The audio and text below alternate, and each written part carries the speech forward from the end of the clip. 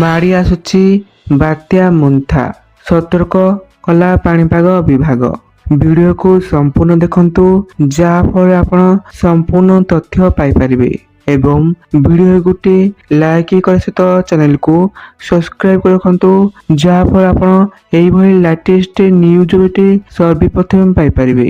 ଆସନ୍ତୁ ସମ୍ପୂର୍ଣ୍ଣ ଖବର ଉପରେ ନଜର ପକାଇବା।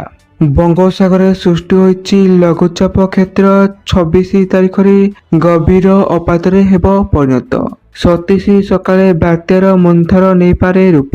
ଏନେଇ ଆନ୍ଧ୍ର ଓ ଓଡ଼ିଶା ଉପକୂଳ ପାଇଁ ସୃଷ୍ଟି ହୋଇଛି ବାତ୍ୟା ଭୟ।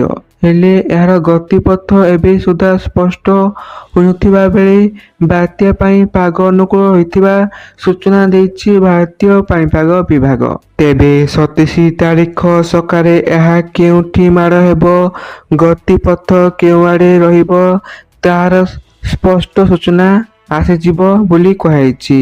ପ୍ରତିକୂଳ ପାଗ ପରିସ୍ଥିତି ଯୋଗୁଁ ତାମିଲନାଡୁ, ଆନ୍ଧ୍ରପ୍ରଦେଶ ଓ ଓଡ଼ିଶା ଉପକୂଳବର୍ତ୍ତୀ ଅଞ୍ଚଳରେ ସମୁଦ୍ର ଅଶାନ୍ତ ରହିବ। ବାତ୍ୟା ପ୍ରଭାବରେ ପ୍ରବଳ ବର୍ଷା ଏବଂ ପବନ ବହିବାର ସମ୍ଭାବନା ରହିଛି।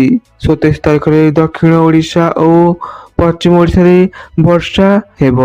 ସେପଟେ କୋରାପୁଟ, ନୂଆପଡ଼ା, ଗଜପତି, କନ୍ଧମାଳ ସହିତ ଅନ୍ୟ ଜିଲ୍ଲା ଗୁଡ଼ିକରେ ଏହାର ପ୍ରଭାବ ରହିପାରେ। ଉପକୂଳବର୍ତ୍ତୀ ଜିଲ୍ଲା ମାନଙ୍କରେ ସମୁଦ୍ର କୂଳରେ 50ରୁ 60 କିମି ବେଗରେ ପବନ ବହିପାରେ। ଥାଇଲାଣ୍ଡ ଦ୍ୱାରା ପ୍ରସ୍ତାବିତ ଶବ୍ଦ ମୁନ୍ଥାର ନେଇ ବାତ୍ୟାର ନାମକରଣ ରଖାଯାଇଛି। ମୁନ୍ଥାର ଅର୍ଥ ସୁଗନ୍ଧିତ ଫୁଲ ବା ସୁନ୍ଦର ଫୁଲ।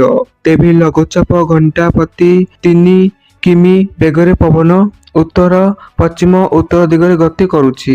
ସେପଟେ 27ରୁ 29 ତାରିଖ ଯାଏଁ ଓଡ଼ିଶାରେ ପ୍ରବଳ ବର୍ଷାର ସମ୍ଭାବନା ରହିଛି।